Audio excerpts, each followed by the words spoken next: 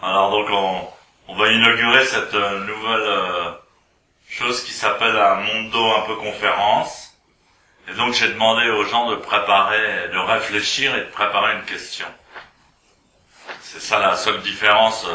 Normalement dans le Mondo on doit spontanément inventer une question. Et là j'ai demandé aux personnes si possible de réfléchir et de préparer une question.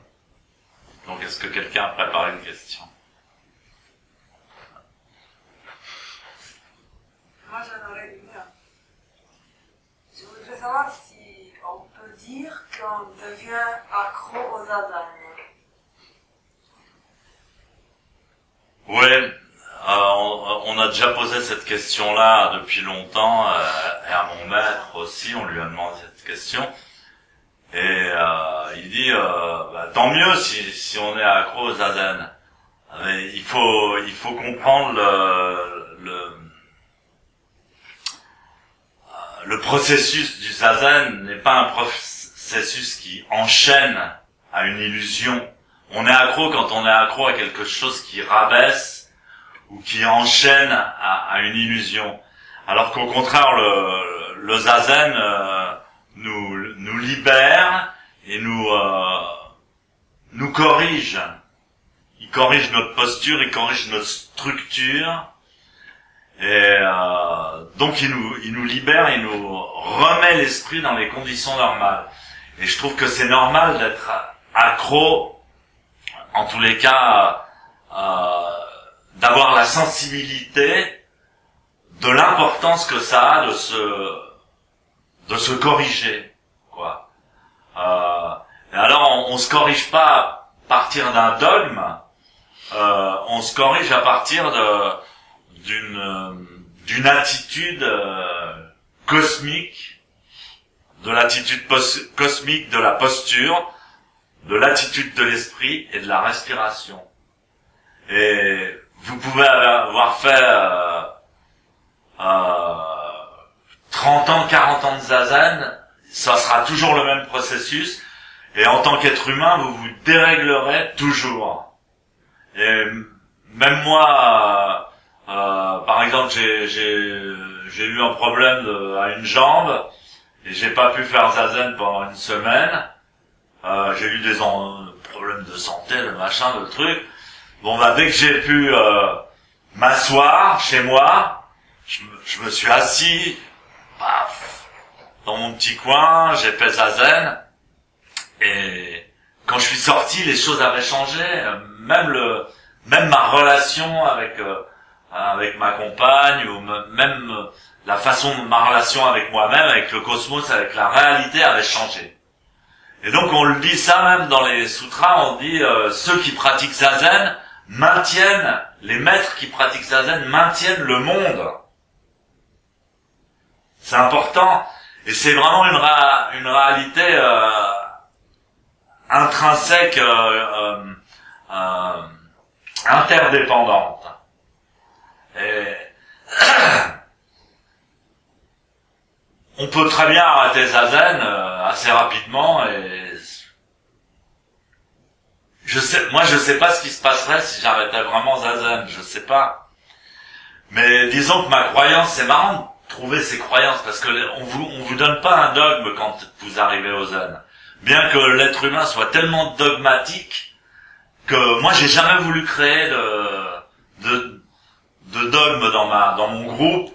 J'ai jamais dit bon toi tu vas faire Kyosaku le lundi, le mardi. J'ai jamais rien demandé, obligé personne.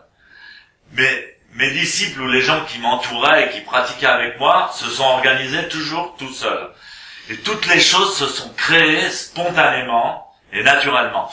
Et malgré cette liberté, malgré tout ça, le dogme se crée malgré tout. Et effectivement, il y a un dogmatisme, il y a une attitude sectaire c'est comme le sang qui se coagule, vous voyez, je me suis coupé, et le sang se coagule, et j'ai l'impression que l'être humain coagule toujours d'une manière qui lui ôte un petit peu de sa liberté. là je suis en train de dans la vie on a des étapes où on se remet en question, on rebrasse les cartes, et on dit toujours dans le zen, garder l'esprit du débutant, retrouver l'esprit du débutant, et c'est tellement beau, tellement fort l'esprit du débutant, et il faut jamais oublier, moi j'ai jamais oublié mes premiers zazen, le début quand je faisais zazen tout seul chez moi, j'avais des doutes, est-ce que ma posture est bonne, etc. J'ai jamais oublié ça, et ça existe encore en moi. Et de retrouver cette autonomie déjà par rapport au groupe, par rapport aux croyances, par rapport à la sangha, si vous voulez. Mais l'ultime, c'est le zazen. Moi, quand je fais zazen chez moi, j'ai pas de kessa, j'ai pas de kimono. Je peux être en pyjama ou en slip. Pour moi, le zazen est le même. Mon zazen est pareil. Je fais zazen pendant 2 heures. Et mon zazen est aussi, mon kessa, il est en moi, quoi, maintenant. Donc, peut-être par toutes ces années, j'ai mérité mon kessa en moi, mon kessa invisible, intrinsèque. Et donc, on est accro à plein de trucs, mais je regrette vraiment pas d'être accro au zazen.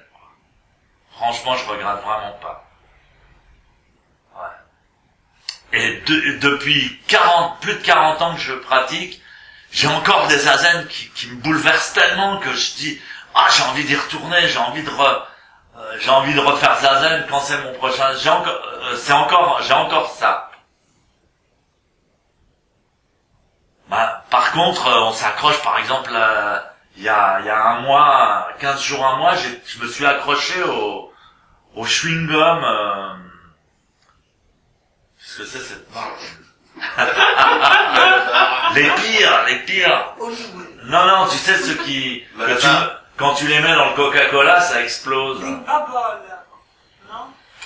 Enfin, c'est une marque sans sucre. Alors, ils marquent sans sucre, mais en fait, il y a des édulcorants, il y a des produits hyper toxiques, et c'est des boîtes de 100 chewing-gum, et alors moi, quand j'en mange, c'est 1, 2, 3, j'en mange, il m'en faut 6 à la fois, puis alors je fais un petit tas de 6 chewing-gum, puis j'en reprends d'autres, j'arrive à bouffer en 3 jours 100 chewing-gum, et être complètement accro au chewing-gum, jusqu'à ce que je dise, non, là, faut que j'arrête, je peux plus.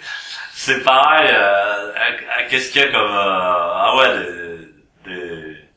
des dépendances, on en a tout, on peut pas vivre sans dépendance.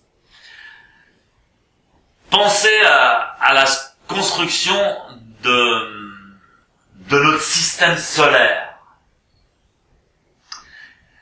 Il y a des gens qui disent, je vous dirai pas qui, qu'en fait le système solaire est contrôlé, il a été en fait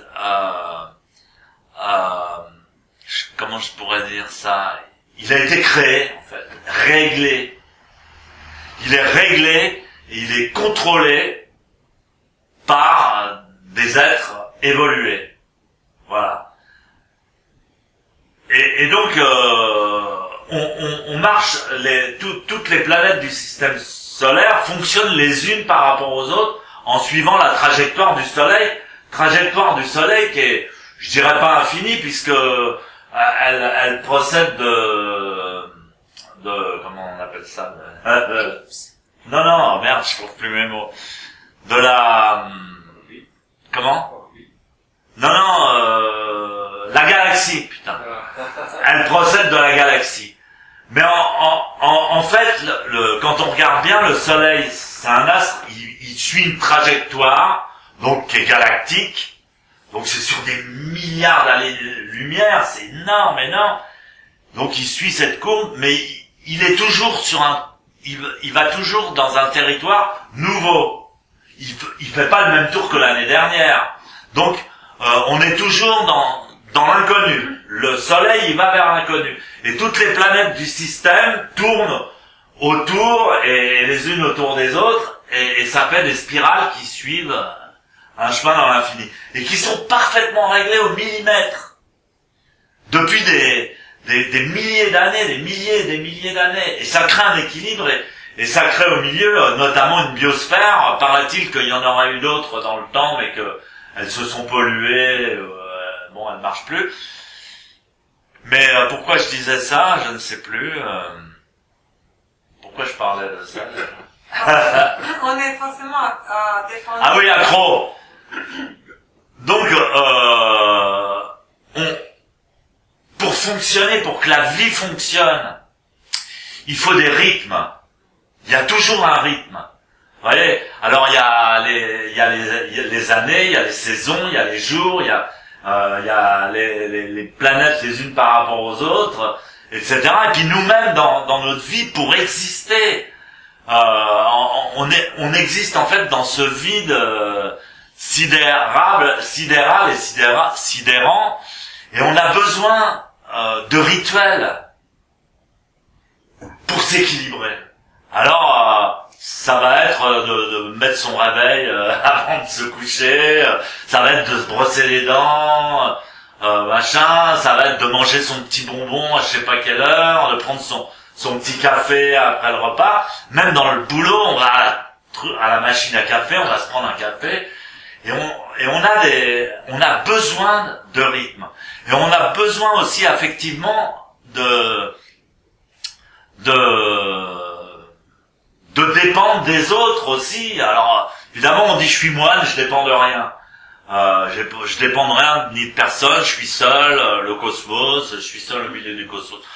Pas du tout, on a besoin, et même après avoir reçu l'ordination, avoir rasé son crâne, avoir mis des caissards, avoir abandonné l'ego des millions de fois, avoir quitté son corps, avoir fait tout ce qu'il y a, et ben on est toujours aussi accro à sa mère, à sa femme, à ses enfants, et je ne sais qui, à ses amis, à son téléphone, à son internet. Et donc il faut accepter la dépendance. Il faut accepter la dépendance, mais il faut pas qu'elle nous bouffe. Il faut pas qu'elle nous tue. Et le zazen, ça libère et ça nous... Alors là, c'est là qu'on comprend, quand on fait zazen, on comprend le système solaire.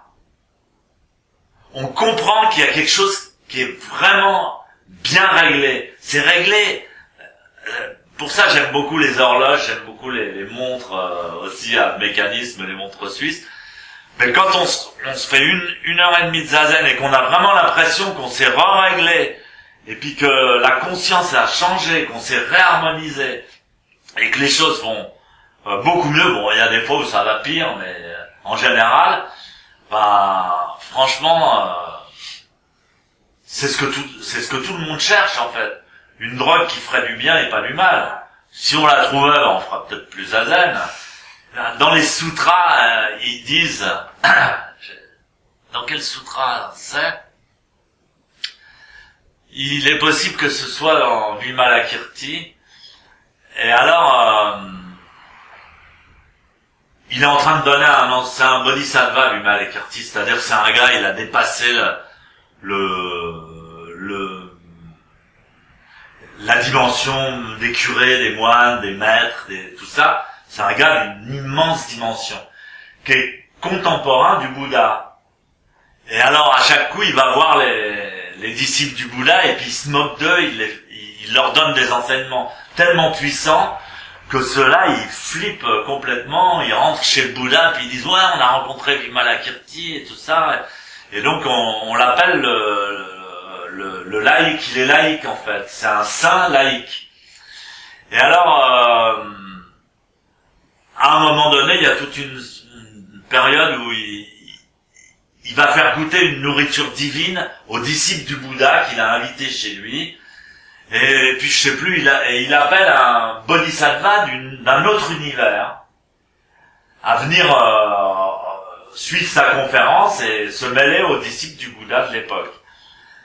Et le gars, alors le Bouddha de l'autre univers dit à son disciple, bon tu vas aller sur la terre voir Vimalakirti et suivre son enseignement, mais sois humble, reste humble, Parce que là-bas, c'est dans l'univers, alors ils appellent ça l'univers Saha, c'est-à-dire notre univers. C'est un univers de merde, hyper lourd, hyper pollué, où les gens s'entretuent pour des religions, etc., etc. Et donc tu vas aller là-bas, et là-bas, pour s'éveiller, ils s'assoient en lotus, ils sont obligés de s'asseoir en lotus et tout ça. Alors que nous, il suffit de respirer une fleur, et paf, ça y est, on a le Satori, quoi.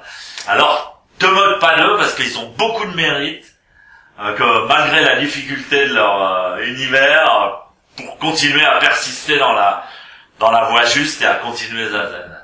Donc ça, c'est des métaphores donc qu'on trouve dans certains sutras qui sont des très beaux sutras et qui permettent de intuitivement de comprendre d'autres dimensions.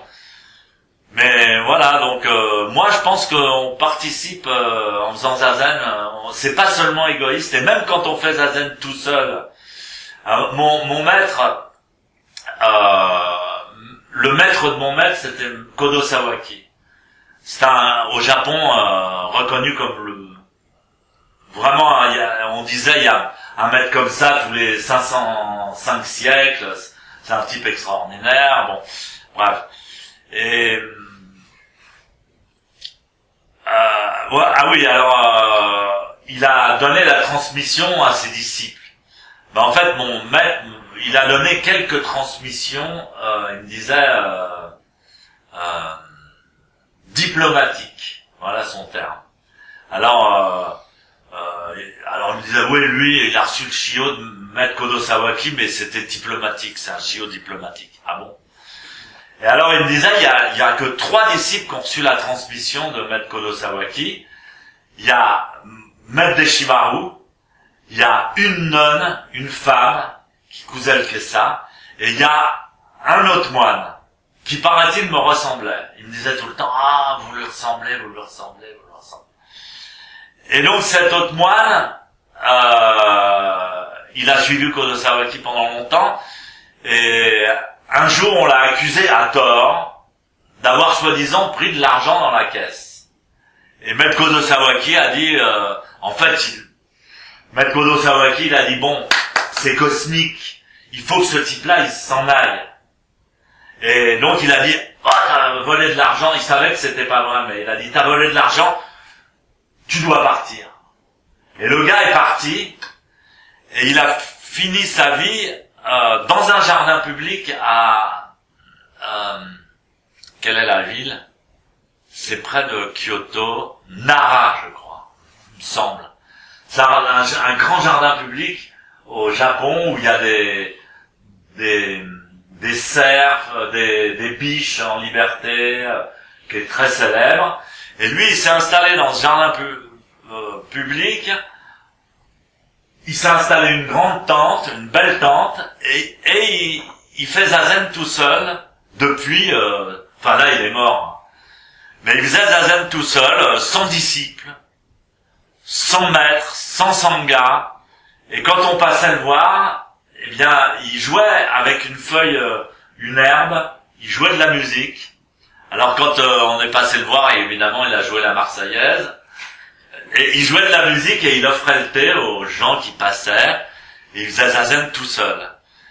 Et un jour, j'ai discuté avec mon maître, maître Deshimaru, et il m'a dit, ce moine-là qui est mon ami, et chaque fois que je vais au Japon, je vais toujours lui rendre visite, il disait, il est aussi important que moi.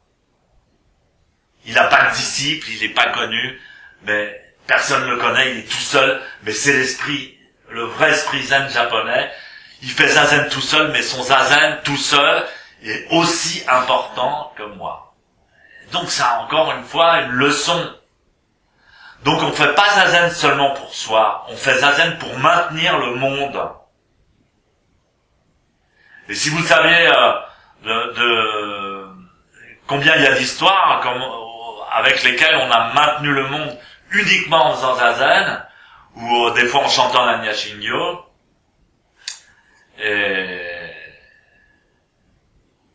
alors, j'ai encore une histoire, parce que moi, les cérémonies, je suis habitué à faire des senpai, des cérémonies. J'ai été au temple de Heiji, au plus grand temple japonais. Je connais les cérémonies, ça m'emmerde. J'aime pas les cérémonies, mais je continue les cérémonies que m'a enseigné mon maître. C'est un minimum de cérémonies. Et puis l'autre fois, c'était la Toussaint et ma femme m'a dit bon, écoute, à la Toussaint, on doit fleurir une tombe de quelqu'un qui n'a pas de fleurs. Donc il faut aller au cimetière. On est allé au cimetière au nord de Montpellier, un grand cimetière très beau. Et on a acheté un bouquet de chrysanthèmes magnifiques. Et puis on a choisi une tombe où il n'y avait rien dessus et on a posé les fleurs. Et puis après on était là. Puis je dis à ma femme, je lui dis bon bah vas-y récite le Notre Père. Et puis